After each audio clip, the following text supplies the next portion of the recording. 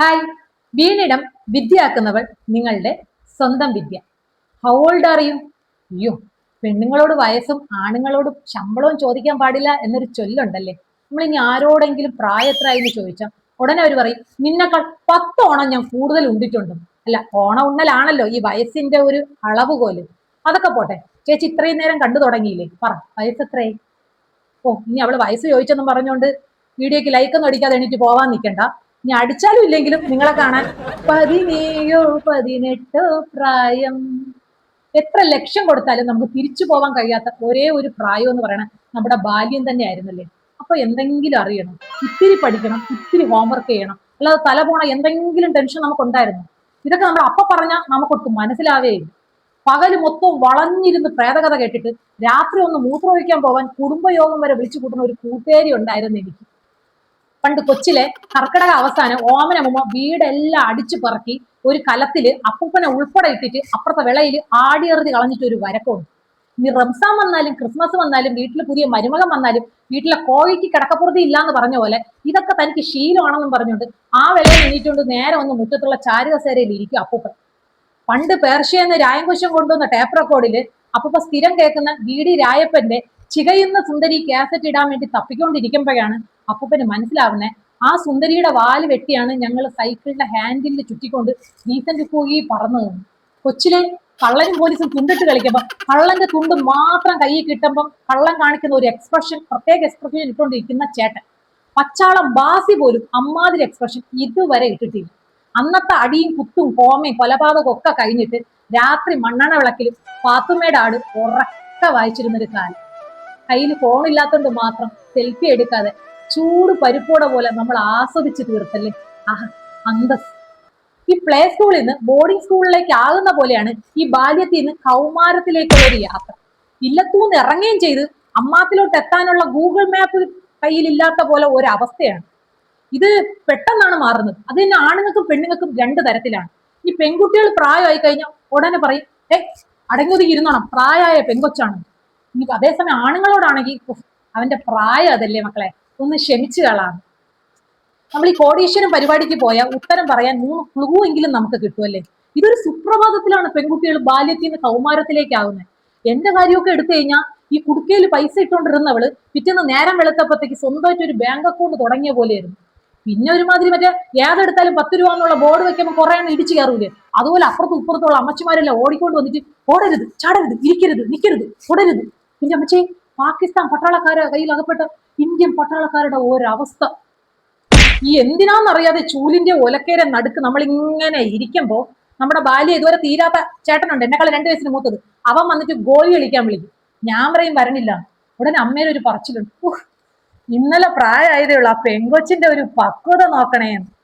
പക്വതയും പാകതയെന്നല്ല, ആ കിറുക്കന്റെ കൂടെ ഗോലി കളിക്കാൻ പോയാൽ കൈയുടെ കണ്ടക്കിയിട്ട് നല്ല മുട്ട് വെച്ച് തരും. അതുകൊണ്ടാണ് പോവാത്തത്, അല്ലാതെ പേടിച്ചിട്ട്. ഇനി പഠിത്തത്തിന്റെ കാര്യത്തിലും ഒരു വ്യത്യാസവും ഇല്ല എന്നുള്ളതാണ്. നമ്മൾ പെൺകൊച്ചുങ്ങൾ ആ പ്രായത്തിൽ പരീക്ഷയുടെ തലേന്ന് വരെ കുത്തിയിരുന്ന് പഠിക്കുമ്പോൾ ഇവന്മാര് കണ്ട കട്ടക്കാലിൽ ക്രിക്കറ്റ് കളിച്ചുകൊണ്ട് നടക്കും. എന്നിട്ട് ഓടി വന്ന് വീഗേഡ് വെട്ടിയെടുത്ത് കൊണ്ടുപോയി തുണ്ടും വെച്ച് മാർക്കും കൊണ്ട് ഇങ്ങോട്ട് ഒരു വരക്കമുണ്ട്. അപ്പൊ നമ്മൾ അമ്മമാരെ ഒരു പറച്ചിലുണ്ട്, കളിച്ച് നടന്നാലെന്താ, അവൻ മാർക്ക് വാങ്ങിക്കണ കണ്ടില്ലേന്ന്. കുത്തിയിരുന്ന് പഠിച്ച് നമ്മൾ ആരായി? ഇനി എക്സ്ട്രാ കരിക്കുലർ ആക്ടിവിറ്റീസിൽ ഉമ്മാര് പുറകോട്ടൊന്നുമല്ല. എന്റെ ചിറ്റപ്പന്റെ മോനും ആട് തോമയും കൂടെ എവിടെ കൂടെ പോയി നോക്കണ്ട, അത്ര സാമ്യം. അവന്റെ കഴിവ് കാണണമെങ്കിൽ ഒന്ന് തട്ടിമ്പുറത്ത് കയറി നോക്കണം. 2 ബാറ്ററിയും 3 പൊങ്കാലക്കലവും കൂടെ കിട്ടിയിരുന്നെങ്കിൽ എക്സൈസുകാരുടെ അക്കൊല്ലത്തെ ടാർഗറ്റ് എന്റെ കുടുംബത്തിൽ നിന്ന് എന്നെ ഫില്ലായി അങ്ങ് കിട്ടിയാണ്. പിന്നെ ആടുതോമയെ പോലെ നിക്കറിടുന്ന ശീലം ഇല്ലാത്തതുകൊണ്ട് മാത്രം തുണി പറിച്ചടി ഇതുവരെ ഉണ്ടായിട്ടില്ല.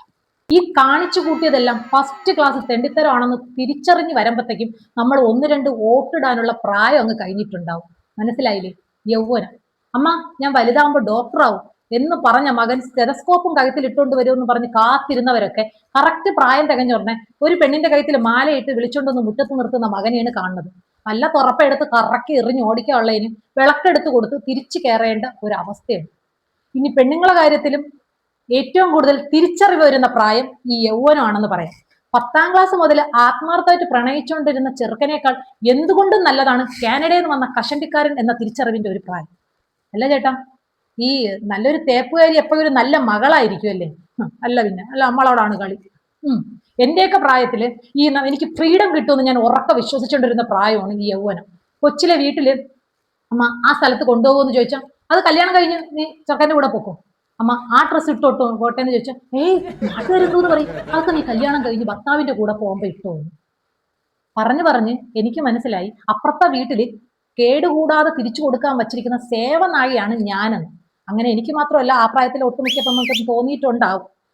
അവസാനം കല്യാണം കഴിഞ്ഞപ്പോൾ ഞാൻ വിചാരിക്കും ഇപ്പൊ വരും കൂടോടെ ഫ്രീഡം എന്ന്. അപ്പൊ എനിക്ക് മനസ്സിലായി ഉത്തരവാദിത്തങ്ങളുടെ ഉത്തരവാദിയാവുന്ന ഒരു പ്രായവും കൂടെയാണ് ഈ യൗവനം എന്ന് പറയുന്നത്.